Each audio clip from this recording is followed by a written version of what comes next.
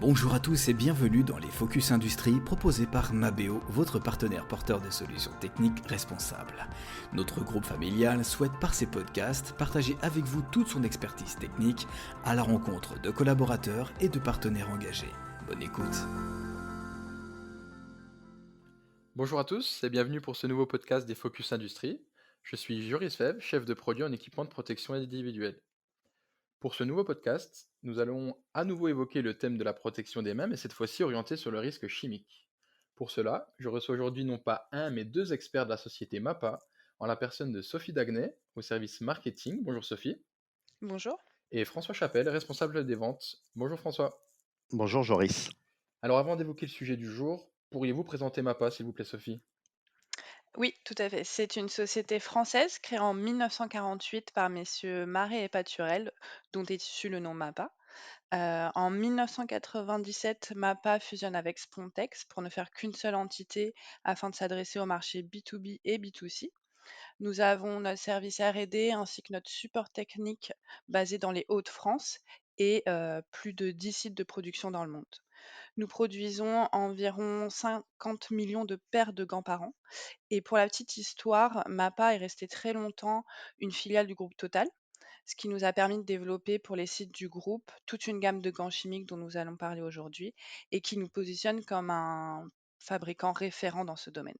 Très bien. Alors justement, en tant que fabricant, sauriez-vous nous en dire plus sur les activités, les métiers dans lesquels sont utilisés les gants de protection chimique? Les produits chimiques sont présents dans tous les environnements privés et professionnels et sous différentes formes, liquides, solides ou gazeuses. Tous les secteurs professionnels sont concernés, les artisans, les PME et les grandes entreprises. Près de 9 entreprises sur 10 utilisent et manipulent des produits chimiques. D'après l'enquête de la surveillance médicale des expositions des salariés aux risques professionnels, en 2010, 33% des salariés français ont été exposés à au moins un produit chimique dangereux. Très bien, c'est donc un sujet très important qui touche, comme vous l'avez dit, un grand nombre de salariés au quotidien. J'imagine donc que ces produits sont encadrés par une norme bien précise? Oui, complètement Joris. Nous nous appuyons effectivement sur une norme actuelle qui est la norme EN ISO 374-1 qui est en application depuis juillet 2018. Cette norme s'appuie sur 3 méthodes de test. Le premier qui est le test de pénétration, le second qui est le test de perméation et enfin le dernier depuis novembre 2016 qui est celui de la dégradation. Une liste de 6 nouveaux produits chimiques a été rajoutée à la liste initiale, soit 18 au total. Nous avons 3 types de gants qui sont revendiqués, les types A, B et C. Le type A est une référence qui aura été testée sur 6 produits chimiques pendant 30 minutes. Le type B est une référence testée sur 3 produits chimiques pendant 30 minutes également.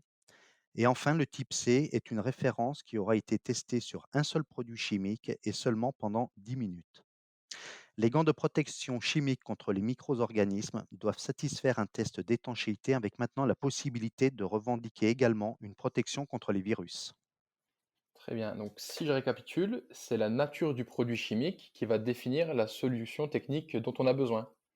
Oui, complètement. Le choix d'un gant pour protéger un opérateur dépend en effet de la concentration du produit chimique, mais aussi du temps d'exposition et du nombre de produits manipulés. Tout mélange de produits chimiques multiplie les risques pour les opérateurs. C'est pour cette raison qu'il est très important de connaître le numéro CAS qui permet d'identifier le meilleur polymère pour protéger l'opérateur. Alors, François, vous évoquez les polymères, quels sont ceux les plus utilisés? Alors les matériaux Joris les plus utilisés fréquemment dans la fabrication de gants de protection chimique sont il y a une liste, hein, complète. Le nitrile qui restera le plus utilisé à ce jour pour se protéger des peintures, des hydrocarbures et des solvants avec la gamme ultranitrile de chez MAPA. Le latex naturel avec la gamme Jersette pour assurer une protection efficace contre les acides dilués et les détergents. Le néoprène avec notre gamme Ultra Néo protège de tous les contacts contre les acides concentrés. Et enfin, le PVC avec notre gamme Telsol qui garantit, lui, une solution efficace face à certains autres acides. Très bien. Est-ce qu'il existe d'autres polymères, un peu plus techniques peut-être? Alors, nous utilisons également des polymères spécifiques pour des protections ciblées contre certaines familles de produits chimiques très agressifs. La gamme Butoflex qui est fabriquée à partir du butyl pour assurer une protection aux opérateurs lors de la manipulation de cétones. Et enfin, la gamme Fluotech qui est produite à partir de fluoroélastomères lors de la manipulation des hydrocarbures aromatiques. Une question qui revient souvent de par nos clients au quotidien. Combien de temps peut-on garder et utiliser un gant de protection chimique? Alors, les produits chimiques, Joris, continuent de dégrader les gants même si ces derniers ne sont plus portés par l'opérateur. Il est donc important de laver la paire de gants sous l'eau avec du savon. Il faut ensuite rincer abondamment à l'eau claire avant de retirer son EPI en évitant tout contact de la matière exposée sur la peau. Il faut aussi assurer un bon séchage des gants avant une prochaine utilisation. Ce process permettra de stopper la perméation du produit chimique à travers le gant. L'opérateur n'en sera que mieux protégé, son équipement aura une durée d'utilisation supérieure avec et par conséquence un coût d'utilisation moindre. Et bien sûr, ne pas oublier de se laver les mains pour finir. Bien évidemment. Le fait de laver les gants, on rentre clairement dans une démarche, responsable, au niveau écologique notamment. Mabeo étant très engagé, est-ce que MAPA justement a des engagements RSE importants?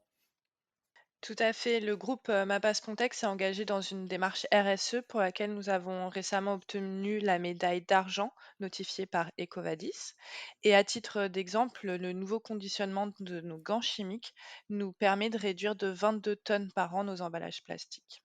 Eh ben, bravo à vous et merci à vous 2 pour vos réponses. Merci. Merci. Merci à vous tous de nous avoir écoutés. N'hésitez pas à partager ce podcast autour de vous. À bientôt. Au revoir.